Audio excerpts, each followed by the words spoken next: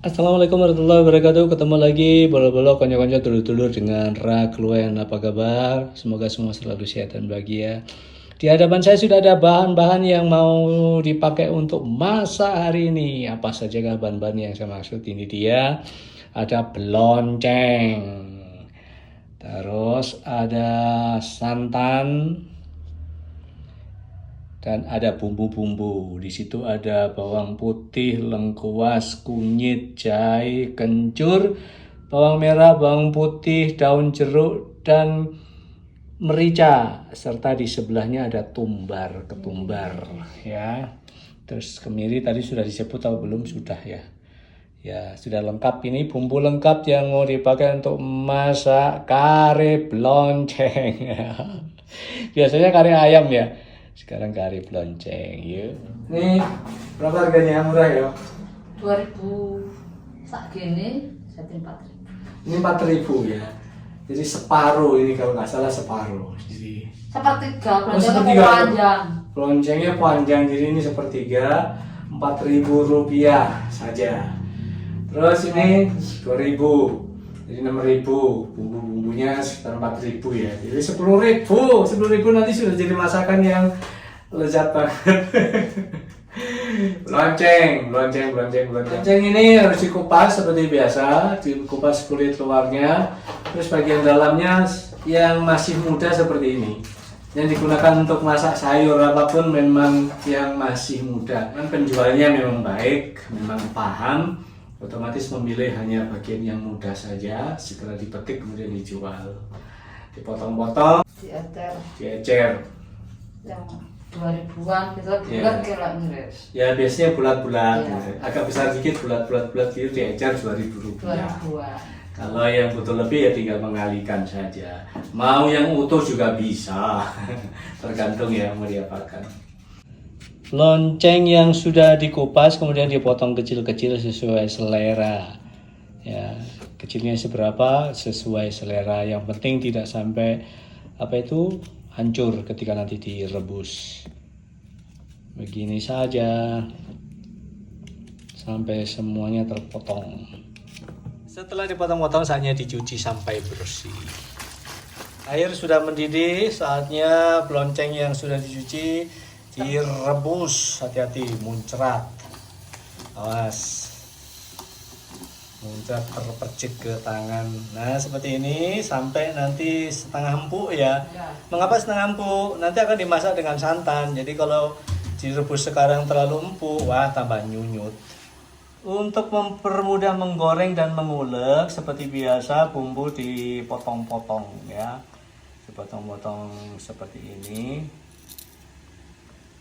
sampai semuanya menjadi kecil-kecil lalu digoreng.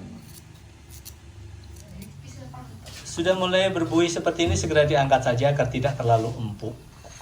Segera ditiriskan agar tidak terlalu lama terendam di dalam air panas. Hati-hati sekali lagi kalau sudah bersentuhan dengan air panas seperti ini ya, setengah empuk saja. Setengah empuk saja, nanti baru dimatangkan bersama santan. Selain untuk menghemat minyak, juga untuk mencegah agar tidak terlalu banyak mengonsumsi minyak. Itu sih alasannya ya. Dua alasan pokok, berhemat dan mencegah lebih banyak konsumsi minyak. Sudah matang, saatnya mengangkat.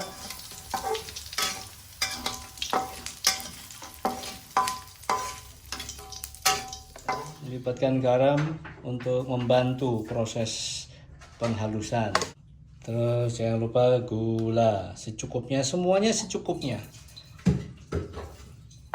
Dengan begini, apalagi ada gula pasir, nanti akan lebih mudah mengulek.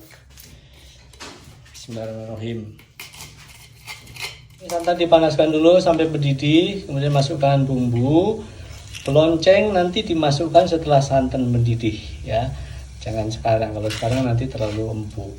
Terus kenapa tidak langsung saja tadi belonceng direbus dengan santan? Ya memang harus direbus dulu seperti itu, karena kalau langsung direbus dengan santan, ketika santan sudah mendidih, nanti dikhawatirkan beloncengnya masih belum empuk atau kurang empuk. ya. Tapi kalau memang bolo-bolo konco-konco dulur-dulur mau yang masih berasa keras gitu ya enggak apa-apa.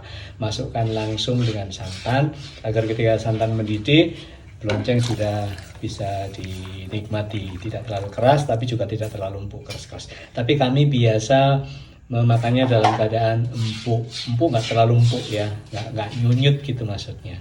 Itulah mengapa kami memilih untuk merebus lonceng lebih dulu sampai setengah matang. Karena proses perebusan santan ini tidak memerlukan waktu yang lama. Tidak banyak santannya masalahnya ya, begitu penjelasannya. Nah, santan sudah mendidih, saatnya memasukkan lonceng yang sudah direbus ke dalam santan. Seperti ini.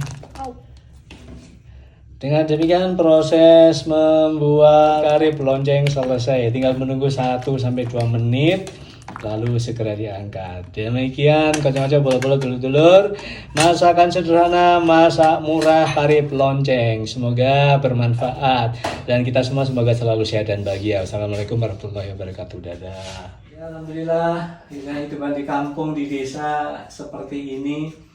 Apapun yang masih memungkinkan untuk dimasak ya dimasak ya. Jarang-jarang banget memasak sesuatu yang luar biasa. Luar biasa tidak sama itu daging gitu, ayam atau apa. Ikan pun walaupun di desa kami sangat populer sebagai salah satu penghasil ikan dan mujair terutama, juga tidak sering kami memasak ya, kadang-kadang saja. Ya, terima kasih untuk bolo-bolo banyak-banyak dulur-dulur yang sudah berkenan menyimak menonton video yang kami buat. Terima kasih sekali lagi atas dukungan bolo-bolo. Termasuk juga ada yang kemarin berkomentar ya. Ketika saya menceritakan masa lalu yang sepahit itu, gak pahit-pahit banget sih ya. Enggak, maksudnya pada saat itu memang lazim bahwa di kampung kami anak-anak itu ya, bocil-bocil yang bukan anak pegawai, yang anak petani, buruh tani biasa itu ya seperti itu kehidupannya, serba pas-pasan gitu ya. Rumah bersaudara. Ya, apalagi banyak anak, sudah bisa dibayangkan dengan ekonomi yang pas-pasan, banyak anak, makannya juga bagi-bagi dan seterusnya. Itu sudah sering saya ceritakan pada video-video terdahulu ya. Ini kemarin saya baca-baca komentar, ada yang berkomentar dari @google garis M4O ya. Ini komentarnya, tambah saya mas sekolah sampai lulus tidak pernah pakai sepatu, tas. Kalau Mas bilang seperti itu, mengapa kami tertawa? Itu juga bukan hal yang biasa bagi kami, itu hal yang istimewa, hal yang luar biasa. Ya, sama kita sama. Jadi selalu hidup dalam keterbatasan. Aku biar malah kelas 4 SD itu baru pakai sepatu, itu pun sepatu bekas. Ingat banget guys, itu saya paling ingat. Mengapa saya mengingat itu sebagai sejarah yang tidak bisa saya lupakan? Karena sebelumnya nggak pernah pakai sepatu sama sekali. Jadi mulai kelas 1 SD sampai naik kelas 3 terus naik kelas 4 baru pakai sepatu. Itu pun sepatu bekas. Kok nggak pakai sepatu? Apakah nggak punya? Iya, memang nggak punya.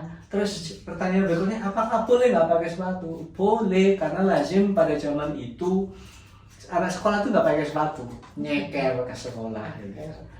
Tas itu sesuatu yang mewah. Ada tas plastik kresek gitu aja. Luar biasa. Sama seperti Mas Google ini juga sama, kita pakai tas kresek. Jadi jangan khawatir, apa yang pernah Mas alami dan siapapun yang mengalami juga kami pernah mengalami, dan itu nikmatnya ya. Nikmatnya karena kita jadi tahu ke depan harus seperti apa gitu ya, dalam melanjutkan hidup, menyikapi ini semua kekurangan dan seterusnya. Lagi itu bukan hanya sepatu, seragam pun, gantung kepuh, ngerti? Iya, dicuci, habis cuci pakai lagi. Cuma satu seragam yang Senin sampai Kamis, Jumat Sabtu pakai pramuka, jadi 2 macam seragam. 2 macam Kalau nggak salah ingat gitu ya. Kudu abang putih biar guys ya. Kudu apa ya? Ireng putih nggak salah. Apa ya? Aku sampai lali ya. pokok turun merah putih mas. Merah putihku sekian tahun kemudian nggak salah gitu. Sama di sini nggak pakai seragam, aku nggak pakai seragam. Kan biasa. Iya kelas Pakaian 1, biasa. kelas 2 aku memang pakaian biasa. Tapi bariku isore macem-macem nih nggak salah wis pokoknya Pokoknya celana duranya putih. Ya. celana apapun pokoknya duranya putih, celana pendek. Celana pendek. Zaman saya itu sampai SMP semua pakai celana pendek. Tambah aku sepatu di paringi wong di Jarang. Jarang ngopong. dicuci mendem nggak keren, dipanggang nggak ada nggak badut, Lalen, ceblok nggak harus pas ditinggal ya wes Ngopong. bolong nggak jadi dipakai. Aku biyen lungsuran teko Wawan ya nggak salah. Aku dia kalau pakai celana. Malang di Malang dulu ada kerabat yang tinggal di sana, memang orangnya berkecukupan. Jadi setiap kali kami berkunjung ke sana itu sekaligus bawa pakaian, bawa lungsuran semua. Pakaian. Lungsuran baju, lungsuran celana, termasuk sepatu. Waduh, senangnya luar biasa pakai sepatu, walaupun sepatu bekas. SMA tas weles SMP dari anak ya. Bu, pokoknya lungsuran. Baru SMP itu loh nggak salah pakai sepatu anyar tuku di SD wesiku lungsuran dari kelas 4 itu sampai lulus. Tadi ya wes bentuknya ya wes tahu sendiri lah, yang mangap bagian depannya. Mangap bagian depannya kalau dipakai mangap gitu. Ya udah biasa. Terus santone ono wis jebol patune tak ewange anu arisan tuku. Mari ngono pokoknya tuku blimbing no. Kono nggak motor Keri nono sore blimbing. Mari ngono ilang. Sepatu sing jebol iki gawe meneh. Sepatu anyar hilang, akhirnya nggak sepatu jebol mana. Ya itulah hidup. Kakak golek ora gelem omah sih. Yang menyenangkan bagi kami bisa bercerita seperti ini dengan tertawa-tawa seperti ini ya. Ya sudah, ya, memang pengalaman kenyataan yang bukan apa ya? rekayasa.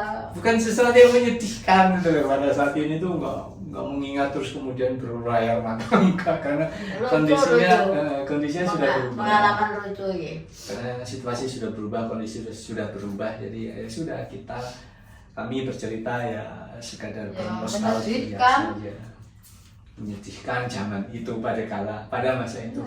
Tapi yo aneh, ya kembali aneh karena tak ulang-ulang terus cerita itu karena wis kondisi ning ngono. Dadi walaupun pakai sepatu bekas pun nggak ono rasa malah Enggak. seneng sih, orang aku seneng karena apa, sebelumnya nggak pernah pakai sepatu gitu loh.